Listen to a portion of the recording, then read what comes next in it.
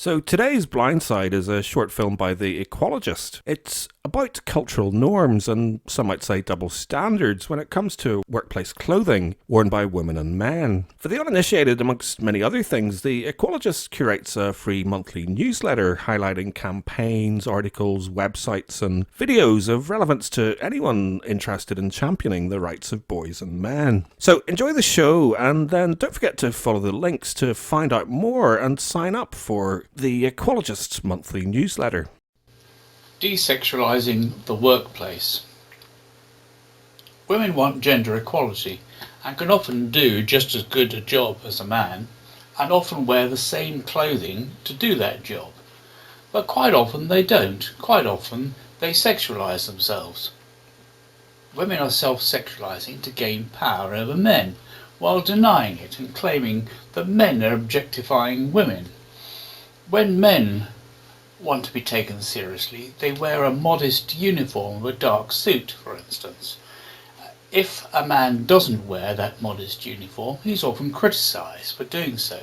But somehow or other we think that it's perfectly reasonable for women to wear all sorts of bright colours and dress in ways which they fancy, not in uniform at all, but at the same time to be taken seriously.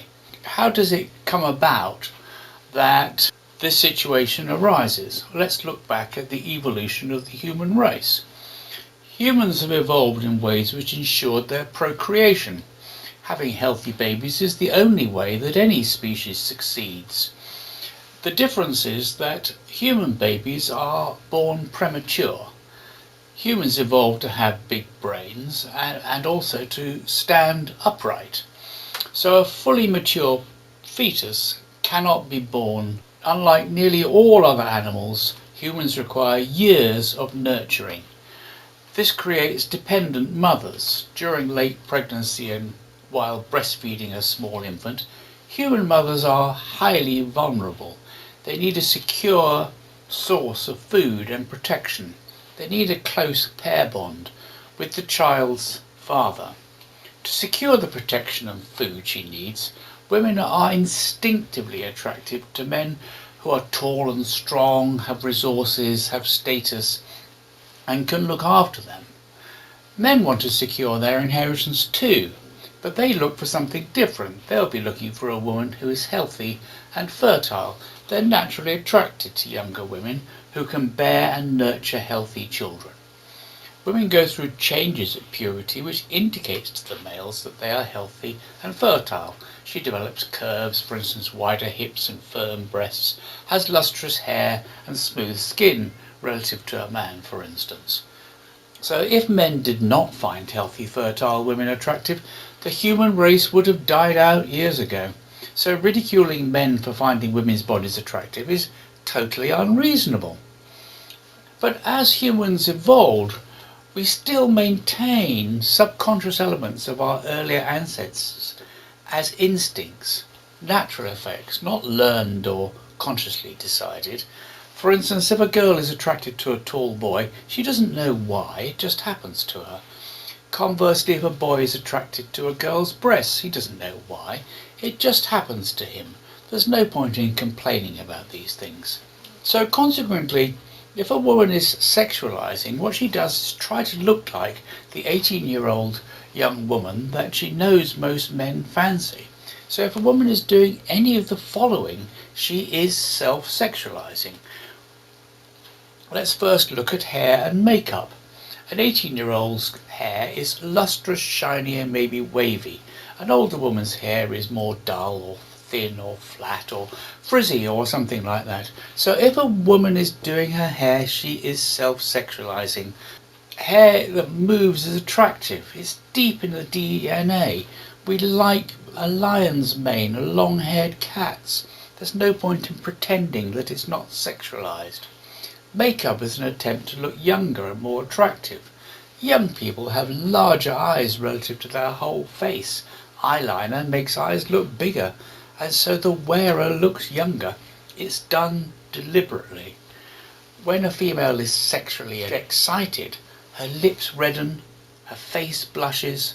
So lipstick and rouge are designed to attract a mate by faking sexual signals. Women who say they're just having a bit of fun are lying to themselves.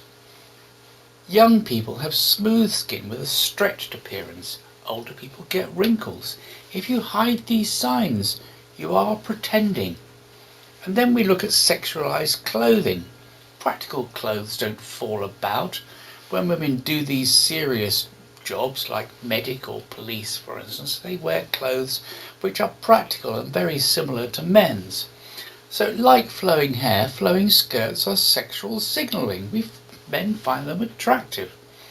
High heels, for instance, make the leg look longer and exaggerate the way women walk. As the skirt length decreases, the allure increases. Short skirts are sexualized, as are hot pants. Women can get an even longer length of bare leg by wearing hot pants. Even the name gives you the intention.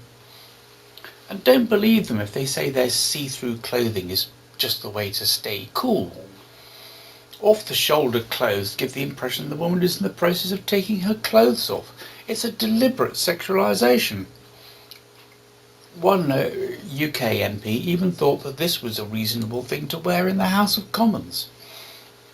Cleavage is naturally attractive to males. Any outfit which shows cleavage is sexualized. The deep V shape is even an arrow pointing and drawing the eye down. Another trick is to show off your body without taking your clothes off is to use body contour clothing. Tight jumper, skin-tight trousers are all sexualizations. Notice that women very rarely wear pockets, as this breaks up the outline of their curves. So don't be fooled. Few women dress as extremely as in these images, and many women adopt a modest, covered professional look in their professional settings. But if any woman is acting in any of these ways, she's trying to gain power using sexual signalling. If that's appropriate because you're out on a date, fine. If she's in the office or in Parliament or on TV, it's not. They claim equality and can do a really good job. So if they dress as professionals, great. But if they're sexualizing in a professional setting, call it out. It's a blind spot. It's happened so much we usually don't notice. It's time we did.